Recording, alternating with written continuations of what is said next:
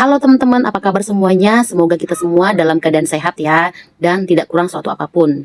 Jadi ini adalah video lanjutan part 2 tentang pengalaman aku dalam menggunakan KB IUD. Sebelumnya mohon maaf ya, karena ini isi videonya tidak berhubungan dengan cerita tentang pengalaman aku menggunakan KB IUD.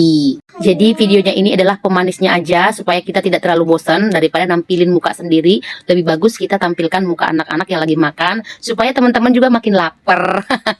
Oke teman-teman, kita kembali lagi ke cerita aku tentang pengalaman aku dalam menggunakan KB IUD. Di part sebelumnya aku sudah jelaskan gimana sih rasanya ketika kita dipasangin KB IUD. Sebenarnya itu tidak terlalu sakit ataupun tidak selama yang kita bayangkan. Pemasangan KB IUD ini hanya berkisar 5-10 menit sudah kelar ya.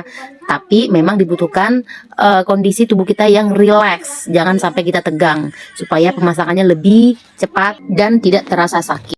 Untuk KB IUD yang aku pakai itu yang jangka waktunya 5 tahun dan gak terasa sudah 5 tahun berlalu dan memang waktunya harus dilepas. Nah, di video ini aku akan menceritakan sedikit tentang pengalaman aku ketika aku mau melepas KB IUD. Jadi pemasangan KB IUD ini aku lakukan di salah satu rumah sakit yang ada di daerah Cikarang. Tapi berhubung karena kami sudah pindahan ke daerah Bekasi, jadi niatnya aku itu mau melepas KB IUD ini di daerah Bekasi saja. Dan memang ini adalah inisiatifku sendiri. Aku mau mencoba melepaskan KB IUD ku itu di salah satu bidan yang ada dekat rumahku. Akhirnya bulan September kemarin aku pun pergi ke salah satu bidan yang ada di dekat rumahku.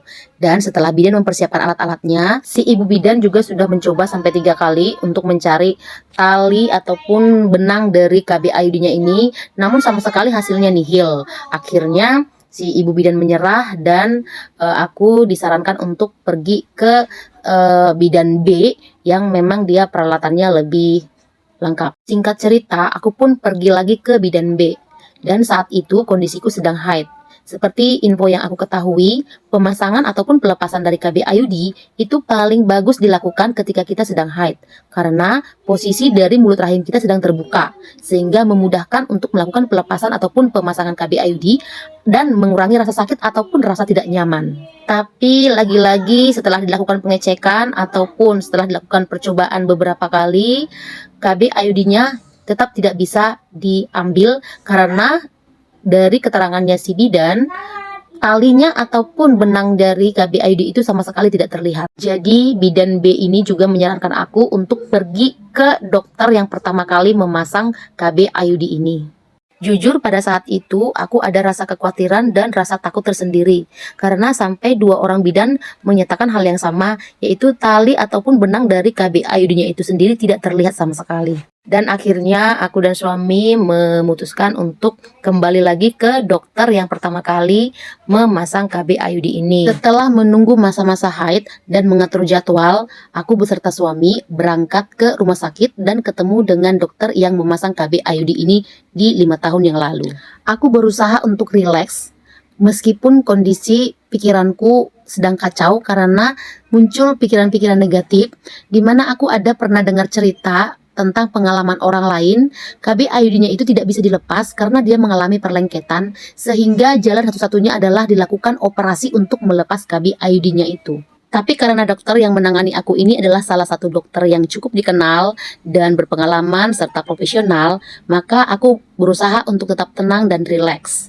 Sebelum dilakukan pelepasan KB IUD, terlebih dahulu aku dilakukan USG dulu. Dan pada saat dicek, ternyata posisi dari KB IUD-nya masih pada posisi mula atau posisi awal. Puji Tuhan, tidak sampai 1 menit akhirnya KB IUD itu bisa langsung dilepas. Aku sampai kaget, aku pikir itu masih dalam kondisi persiapan peralatan, ternyata dokternya bilang sudah selesai.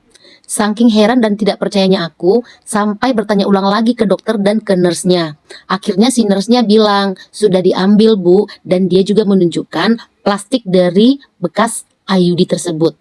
Ternyata proses melepas KB IUD itu tidak sesakit ataupun tidak selama yang kita pikirkan. Jadi hal positif yang aku ambil dari pengalaman aku ini adalah Ketika teman-teman nanti mau memasang ataupun melepaskan KB IUD, sebaiknya dilakukan dengan orang yang sama. Misalkan, kalau teman-teman memasangnya di bidan A, sebaiknya dilepasnya juga di bidan A. Kalau teman-teman memasangnya di dokter A, sebaiknya melepasnya juga di dokter A. Karena mungkin setiap bidan ataupun setiap dokter punya teknik sendiri-sendiri dalam hal memasang ataupun melepas KB IUD ini.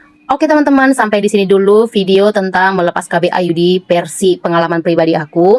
Mudah-mudahan video ini bermanfaat buat teman-teman, khususnya yang lagi bingung cari KB apa yang cocok buat teman-teman semua. Dan KB IUD ini bisa menjadi salah satu pertimbangan teman-teman untuk memilih KB yang tepat.